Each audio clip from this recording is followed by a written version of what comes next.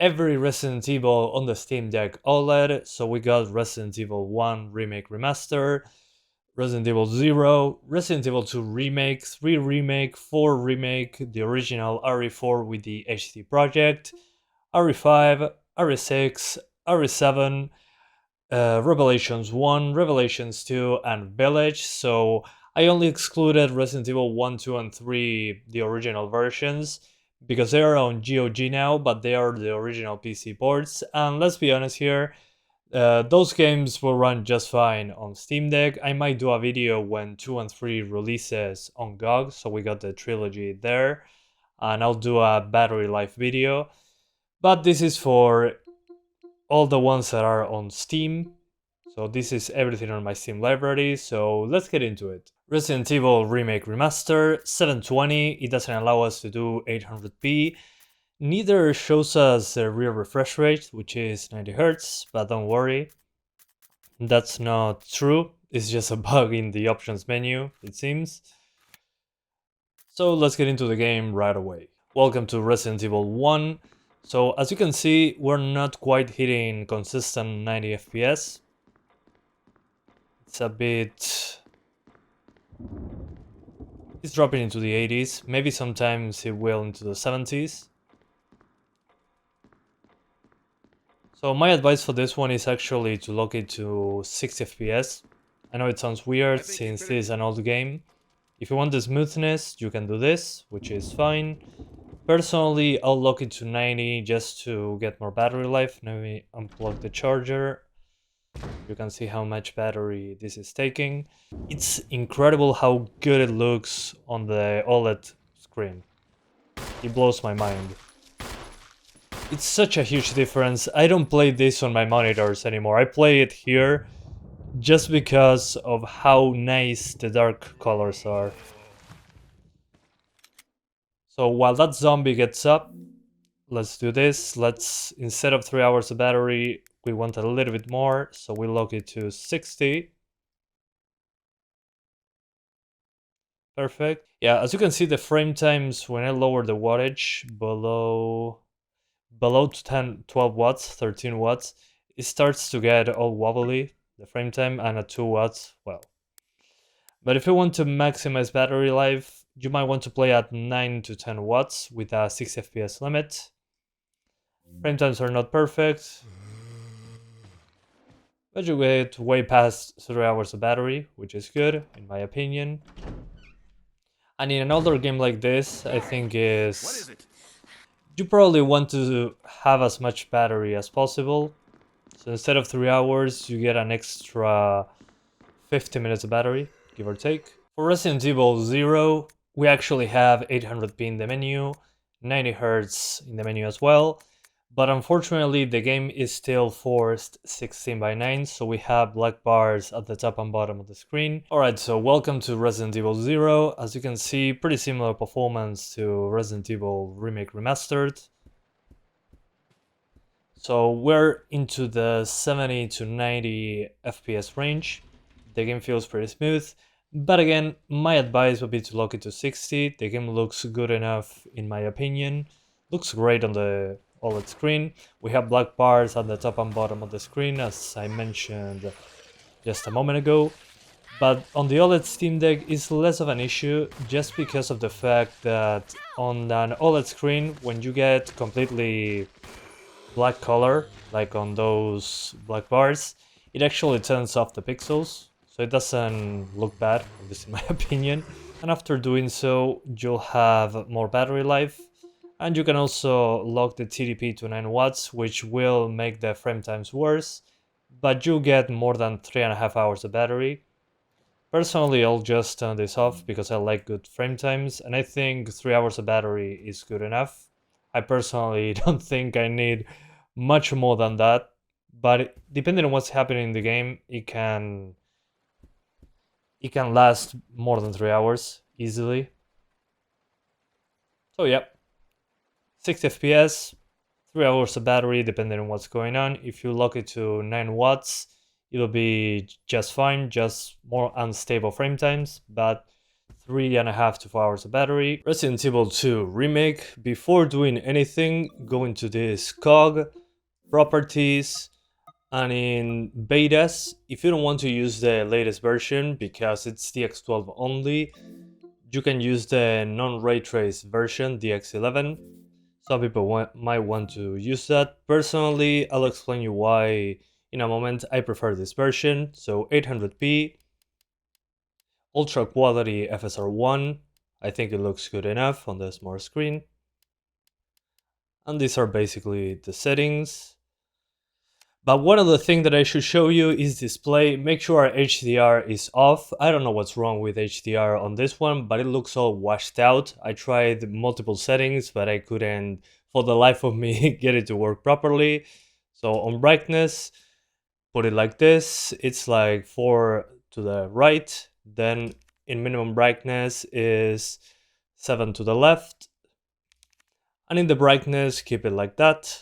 That should be good enough to make it not washed out. But like this, the game looks great. Might look a little bit too dark on camera, but in real life, I promise you guys, it looks amazing. The darks are pretty dark because OLED panel, but unfortunately we got those black bars at the top and bottom of the screen. Barely noticeable in this OLED screen because it's completely dark, so the pixels are turned off. And again, it's not completely dark, as you may see in the video. You can actually see in the dark places. Yeah, in the video it looks almost completely black. Interesting.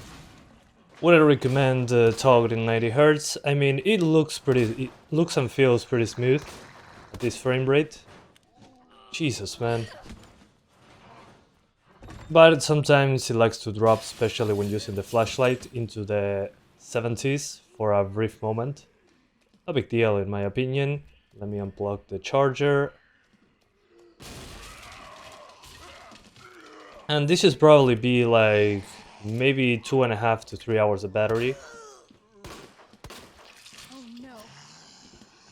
But again, I'm looking at this just because this area is pretty intensive actually.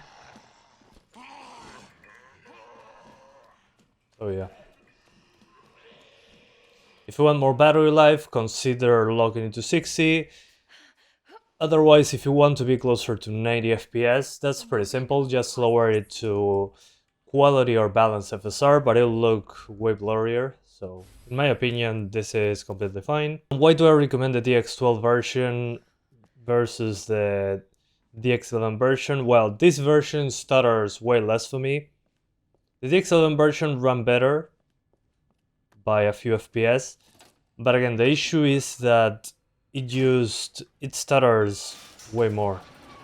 This one feels more stable to me so far. So let's jump into the next one. For Resident Evil 3 Remake, we got a similar settings to Resident Evil 2. So ultra quality FSR1, settings basically like this. I'm going to go over them super quickly. When it comes to HDR, on this one it works pretty well actually. Just maybe keep it like this. Sorry, max brightness. Yeah, something like that. There we go. And if you don't want to use the DX12 version, the one that has ray tracing as an option, same as before, betas, and select the non-ray trace version. Runs a little bit better, but it stutters way more for me, so that's why I'm using this version. Alright, welcome to Resident Evil 3 Remake. As you can see, the frame rate is pretty good out here, 90 FPS. And the game actually runs better than I anticipated, and looks pretty good. So my advice on this one is to keep it like this, unless you want more battery life. For more battery life, lock it to 60, and maybe put quality FSR, looks a bit worse. But that should definitely guarantee at least 3 hours of battery. Again, 60 FPS lock, quality FSR instead of ultra quality. But this looks great, especially again OLED screen. Whatever needs to be dark is completely dark. Also, there's black bars at the top and bottom of the screen, which again, in an OLED screen, it just turns off those pixels. So sometimes it's kind of hard to notice, but you lose a little bit of that screen real estate.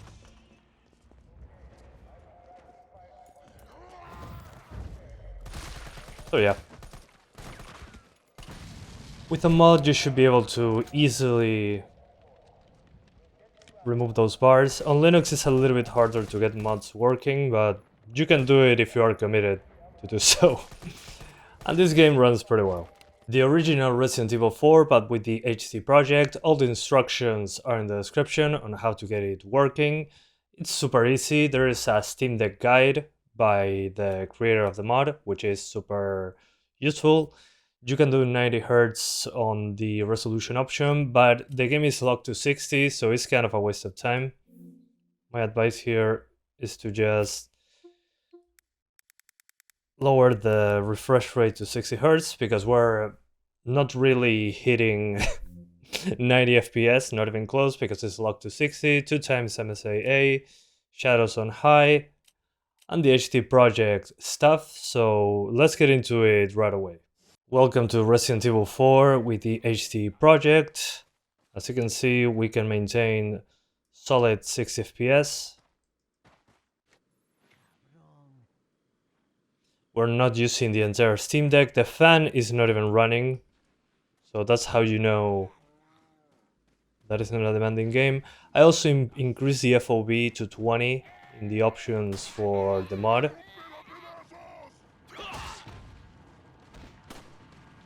So no problems. Well, no problem. Oh man, the blocking being missing like on Resident Evil 4 Remake makes me be destroyed in this game.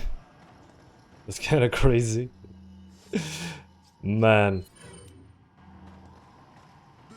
So as I was saying, increased FOV, increased graphics. This mod is amazing, at least in my opinion. Unfortunately, the game is still locked to 60. But that's a game limitation. There's issues if you go above 60. And you get over 5 hours of battery on a full charge, so yeah. Runs fantastically well, looks much better than OG RE4 obviously, because there's been a lot of nice adjustments with this mod. So should you play this one on the Steam Deck? Definitely. You get a lot of battery life because it's a super light game. Looks crisp on the smaller screen. And really, I think without the HD project, you shouldn't be playing this game.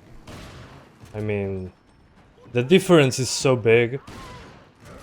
Feels like a proper remaster of Resident Evil 4.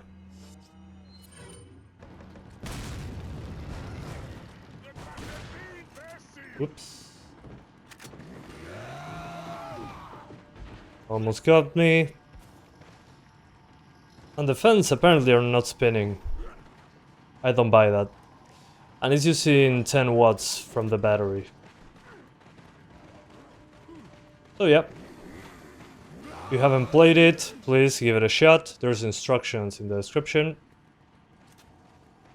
So yeah, let's continue. Resident Evil 5, this one 800p, 90 Hz. 2 times MSAA, motion blur disabled, everything on the highest. And well, I love that this game has actual 16:10 support, so we can use the entire screen. And we're basically at 90 FPS.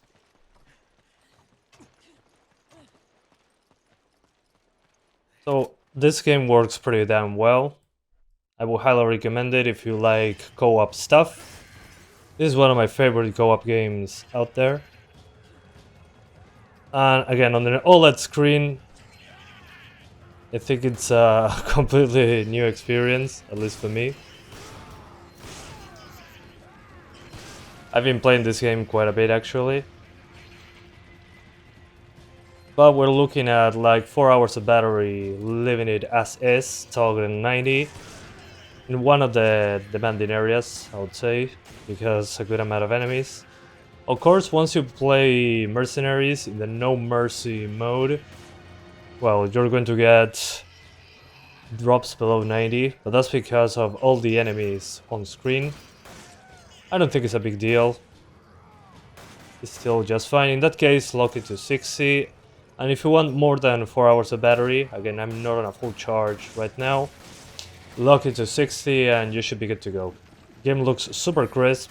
I would even lower the brightness inside the game to be able to get a little bit of a darker atmosphere, of course, personal preference. But there you go. It works completely fine, super smooth. Very happy with this one. Long battery life, good visuals. And it uses the entire screen, not 16 by 10 like the other ones.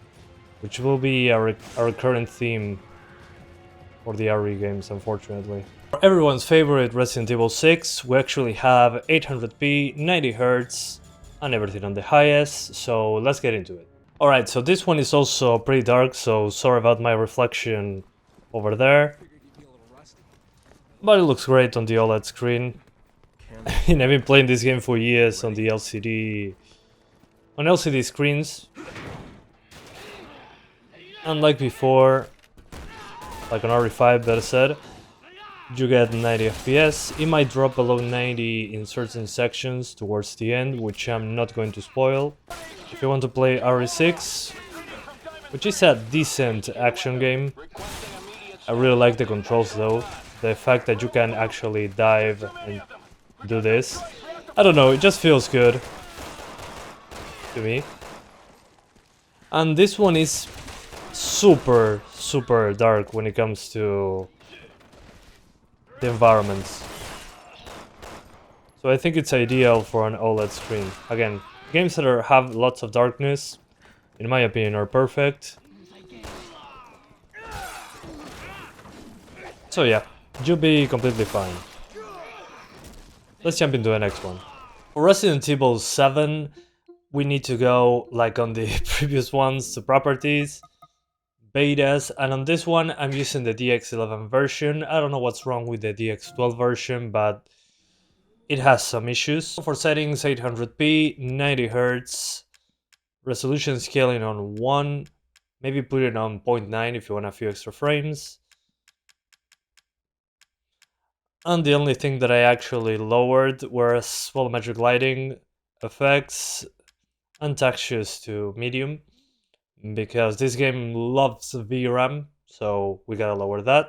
So let's get into it. It might look a little bit too dark when I show it into the camera, but it looks correct when I'm seeing it. It's at maximum brightness right now, and as you can probably notice, black bars top and bottom of the screen. No big deal, but it exists. It's not going to be perfect 90 Hz, especially at the resolution scale of 1, which is native. Looks super crisp and smooth anyway. You're not hitting consistent 90, but with the HDR plus the native resolution, looks fantastic on the OLED screen. Again, it looks a little bit too dark on camera, but trust me on this one, it looks insanely good like this. And this, I mean, super smooth at like 90 Hz. I probably recommend you lower the resolution a tiny bit to 0.9 to get a few extra frames, to avoid those drops into the 70s. But again, I think like this is more than good enough. I mean, it looks absolutely wonderful. Okay, so in this game, my expectation is to basically be 2.5 to 3 hours of battery, give or take. As you can see in sections like this, it likes dropping into the 70s. If you want the best battery life, lock it to 60 and put it at 0.9 resolution scaling instead of 1.0. That should give you more than 3 hours easily, and not much else to say really. It's Resident Evil 7 in the palm of your hands, looking super smooth. But again, there are some moments where it likes to drop, which in my opinion not a huge deal, but there it is. Resident Evil Revelations 1, 800p. I don't know why the refresh rate doesn't allow me to select 90Hz, but it is running at 90Hz, and basically the highest settings. Alright, so Resident Evil Revelations 1 was actually a Nintendo 3DS game, which, interestingly enough, swapped to first person when you aimed back then on the 3DS. On this version is like classic Resident Evil stuff. But this game is not demanding at all, that's what I'm trying to say. Should easily, at 90 FPS, hit 3.5 hours of battery on a full charge. And if you want more battery life, obviously lock it to 60 and you'll be fine. But the Steam Deck is laughing at this game. That's it for this one. Runs completely fine, looks good on the smaller screen. Although I'll probably personally lower the brightness. The brightness seems to be a little bit too high. There we go. It looked a bit washed out. So if you can lower the brightness, do it. In this game, it's really helpful. Looks significantly better. I would even lower the brightness inside the game to the lowest.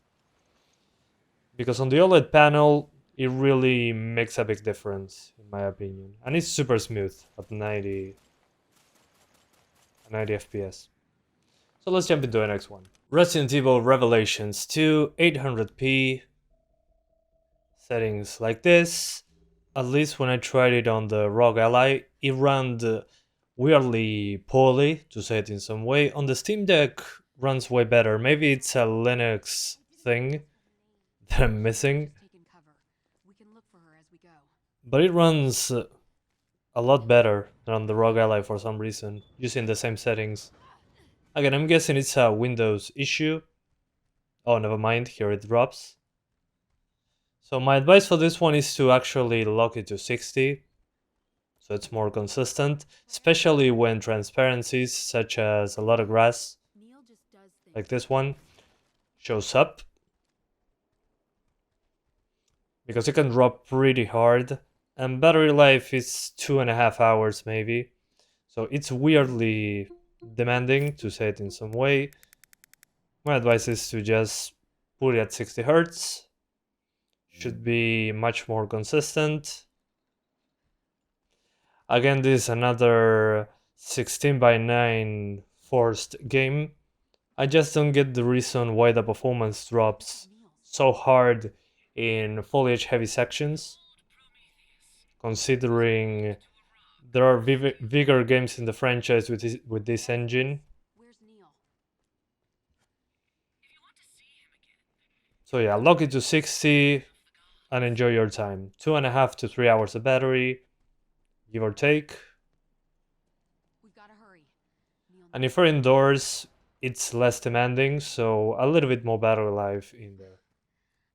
But lock it to 60 just to be sure that it's going to stay there. 90s is nice, but it doesn't stay there consistently.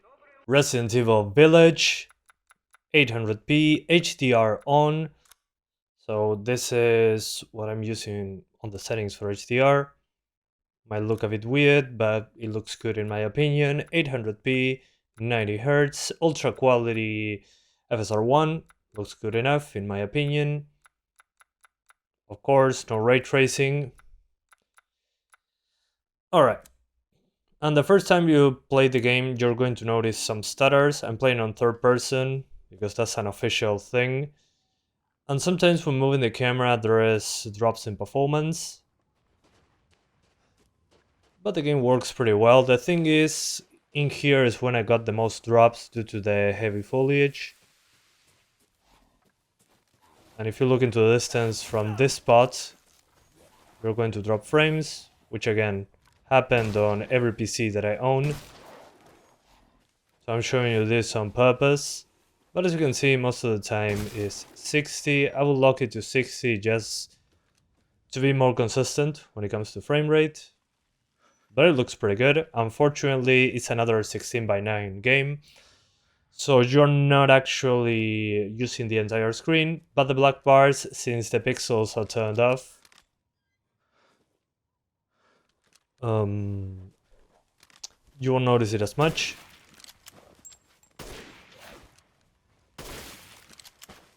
So yeah, works pretty damn well. And if you're playing on first person, you're going to get a little bit more performance because there's less stuff on screen. So it's because it makes me a bit nauseous to play in first person on this one for some reason, maybe the low FOV. So keep that in mind. But you're probably going to have 2.5 hours of battery, 2 hours, 2 to 2.5 hours. If you look into 60 in close levels like the castle, it's a little bit more battery because it's less demanding when it comes to power. So yeah, I'll just lock it to 60 and enjoy it like this. Personally, I think it looks great on the smart screen with settings like this. Resident Evil 4 Remake, 800p. Then to the settings, something like this. I'll go over them super quickly. So pause the video if you want to take a good look at them. Also, HDR is enabled with the default settings, look good enough. And with FSR1, we can sometimes drop below 40. Doesn't look amazing, but that's where it goes. As you can see, 45 looking this way, but if I go into the options and use FSR2, which is usually preferred, on quality FSR1, 45 FPS. If I'm using quality or balanced FSR2, it's a little bit softer, to say it in some way, a little bit more of a ghosty image. I think balance looks good enough, but it drops more often below 40. Due to CPU limitation, we cannot hit consistent 40 FPS. So what would I do in real life since we cannot get consistent 40s? Well, I'll enable FSR2 quality and use the same settings basically. But I'll probably cap it to 30 something FPS. That would be really the way to fully utilize the GPU. And when you're fighting a lot of enemies like in the village, you're going to drop below 40s no matter what due to, again, CPU limitation, which is a bummer, being CPU bound. Also happened on the Rogue Ally even. So no way to get 40s even at the lowest settings with a super low resolution. Believe me, I tried, it doesn't stay at 40s no matter what. But if you want to do it anyway, quality FSR1, and you should be good to go. Also, when you aim down scope, you're going to get sub 30 FPS, which completely sucks, but again, also happened on all my computers. So again, my advice, just target 30 something or lock it to 30 if you are into that sort of thing. But this game is super demanding, especially when it comes to the CPU. On the CPU side, that's what doesn't allow us to hit 40s across the board, even with lowered settings. Which is a shame, it would have been real nice.